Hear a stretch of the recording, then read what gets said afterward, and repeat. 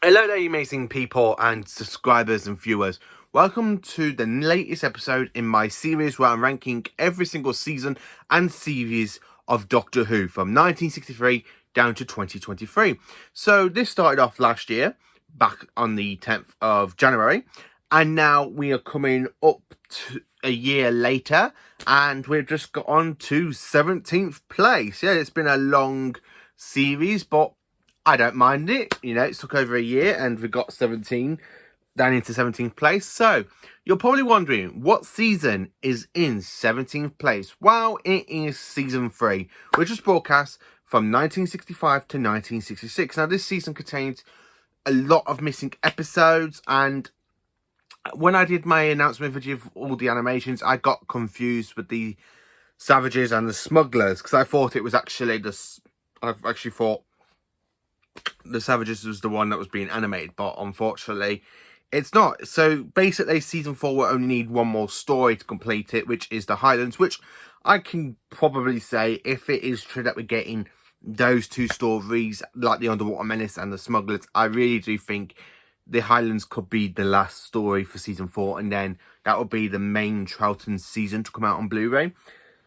But season 3, again, the reason that I really wanted the Smugglers is because it is from this season.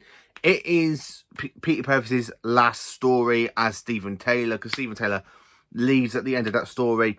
So I thought, you know, I'd be more interested to see the story before the War Games, actually. So where Stephen leaves and you've got the Doctor and Dodo going on to the next adventure, which is, of course, the War Machines, unless you include Big Finish, and they've kind of gone somewhere in between the Smugglers and the War Machines. So season 3, very, very long time ago, this was the one season I knew nothing about. And I'd just like to say thank you to my uncle Matt for getting me this Doctor Who book from Christmas. Wiped Doctor Who's missing episodes, because this contains so much information about the missing stories, and I've been reading it, and I've read some of the stories from season 3, and it really wants me. I don't know what it is, but this is the one Hartnell season that I desperately really want to see. I know people say, "Oh, I want to see the the Marco Polo." But for me, I actually kind of want the whole lot of season 3, and I'm going to explain from what I've listened to, what I've seen, you know, to try and get the season out there. So the first story of the season is, of course, Galaxy 4, which was animated back in 2021. So this story, I have to admit, was absolutely brilliant to watch for the very first time, even though it was animation. It's the best way to try and get a 60s story to come back to life, really. And it was brilliant. I do like it. Even though it was made by the same studios that did the animation for View from the Deep. But I really think they got so much better with Galaxy 4, because it's one of my favourite animations. And it's absolutely brilliant, and I do actually enjoy the story. The next story is, of course, Mission to the Unknown. This one is missing, and it's only one episode, so it's only like one story on its own. Now, I have seen the reconstruction on the Doctor Who YouTube page that was made by a university here in the UK. And I thought that was absolutely brilliant, because it was the one episode that featured not the TARDIS, it never featured the Doctor, never featured any companions. And it was literally like a prequel episode to the epic story that we were going to get later on, aka the DALEKS MASTERPLAN. I really did enjoy that reconstruction that university did for the story. The next story, believe it or not, was actually called The Mythmakers, which is Vicky's last story with William Hartnell as the first Doctor, and of course Peter Purvis as Stephen Taylor, because Vicky does go off and go and get married to somebody. I can't remember, because it's been a while since I read the Target book. I do need to go back and give it another read, because I did actually enjoy that one. And for a historian episode, I think I would actually enjoy that one to be animated at some point, or if they can actually ever find it. Yeah, come on BBC, find it, so that way we can have half of season 3 back. I really did enjoy reading The Mythmakers, because it's the one story I've actually read from season 3. It's the only story from season 3 I actually own in the Target book range. But from what I was reading, it made me really enjoy the story a lot, and I just really want to see it in person. So, next is, of course, the Daleks Master Plan. I own this all on CD, including some of the missing episodes that survive in Doctor Who The Lost in Time DVD box set. This story I really want. I'm going to say this out of most. If this was going to get animated, say, next year or something, I will throw my money at it. I will literally save up £1,000 and just throw it at the BBC saying, look, give me the Daleks Master Plan in full animation and I'd be happy.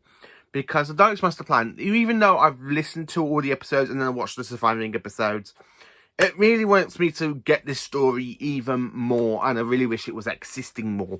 Because it's absolutely brilliant, from the way Peter Purves was doing the elevation voice, you know, we're saying what was going on in some scenes through it, and then of course you got the original soundtrack playing as well, where you kind of hear the Daleks going around the jungle with the flamethrowers, even though you do see that in episode 2 or 3. And I do like the way how the Doctor really ruins the Daleks' plans by stealing the time directive, something like that. I do enjoy that story. That's absolutely brilliant. The next story is, of course, the Massacre, because this is just the Doctor and Stephen on their own, where in the Daleks Master Plan, they kind of pick up 2 companions in 2 different time zones, and they both die. We've got Katrina, who joins the TARDIS at the end of the Mythmakers, and then she dies by sacrificing her life in the Daleks Master Plan. And then, of course, we have Vicky Kingdom, and then she, of course, dies in that story. So many deaths to 2 companions in one story. Jesus. What can I say about the Massacre? Well, it's a brilliant story. I really did enjoy listening to this one on CD. I really wish this was animated at some point. The next story is, of course, the Ark. Now, this story follows on from the Massacre because we have Dodo joining the Doctor and Stephen at the end of the Massacre. I have to admit, the Ark is not a great story. This is one of the Hartnell ones where I really just zoom out of it, because I don't really enjoy this one as much, because there's only 2 Hartnell stories I really do not enjoy, which is this one, of course, the Ark, and another one that is later on. I really don't like the Ark. It's not a brilliant episode. I do like the design of the kind of one-eyed alien creatures that were slaves to a bunch of humans, and because of Dodo having a cold, she spread it all along the people. They kind of took over the whole colony, because it's like, it should have been like 2 different parts. It should have been like 2 different stories, but they just combined it into one. So you got episodes 1 and 2, then you got 3 and 4, where it's like, it should have been like a 2 different story, but it was all made into one. The next story after that is, of course, the Celestial Toymaker. This story I absolutely enjoyed listening to on CD, and of course watching episode 4, in Doctor Who The Lost in Time. I absolutely love the way how the first Doctor literally has to try and trick the Toymaker. I would absolutely be so happy if Neil Patrick Harris is actually playing the Celestial Toymaker in the 60th anniversary, because it's just an absolutely brilliant character, and I can actually really imagine Neil Patrick Harris being a really good Celestial Toymaker, and kind of a good way to bring back a 60s villain, really.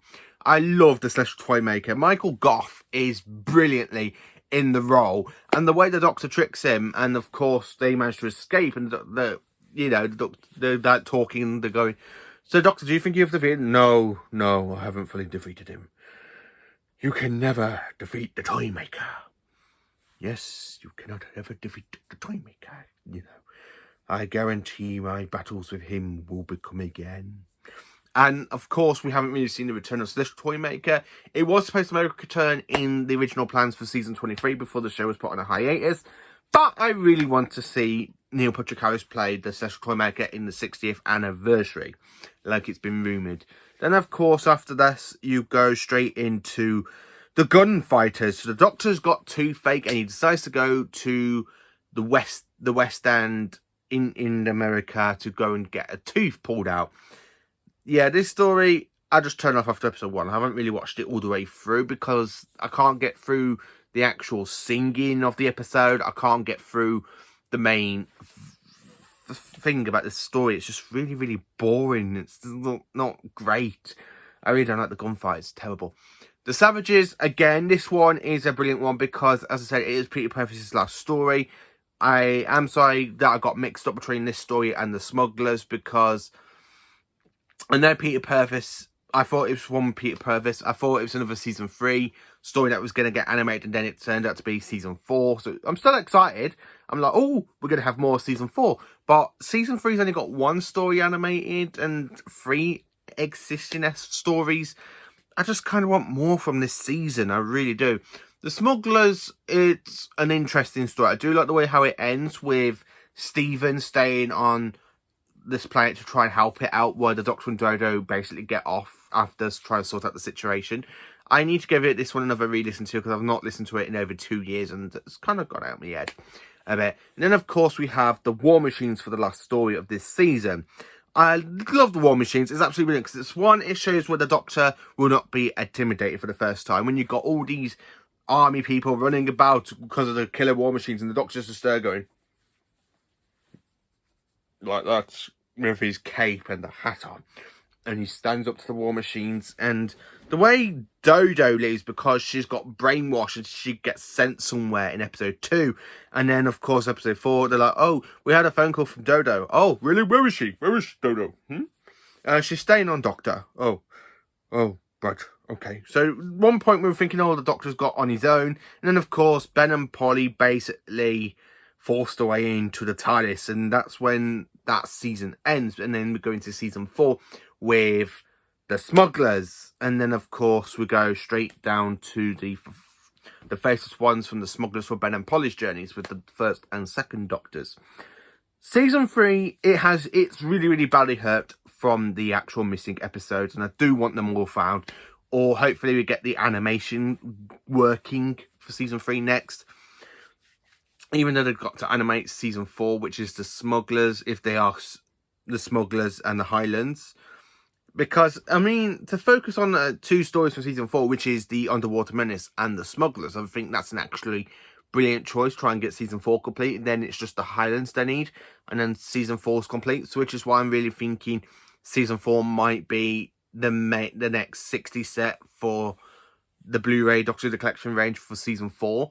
Yeah, season 3, on the other hand, I kind of want more from this season. I wish the Daleks Master Plan was existing. I really do want the Daleks Master Plan, because it is just a phenomenal a 12-part story. I said 2-part. It's a 12-part epic. It's one of the longest stories in Doctor Who. Wow. Well, saying that, Twilight of Time will be by an extra 2 episodes, and of course the main series is. But I really did enjoy the Daleks Master Plan, listening to it, because I really found it a brilliant story, absolutely fantastic and amazing. So yeah, 17th place, season 3. Join me for next week when I talk about what is in 16th place in my series of ranking every single seasons and series of Doctor Who. Let me know in the comments, what do you think of season 3? What is your favourite story that you have either watched from the season, listened to, or even possibly read by the Target book? And please let me know in the comments. Please do like, subscribe, share, and join for more awesome Doctor Who content. Have a cracking day, you amazing lot.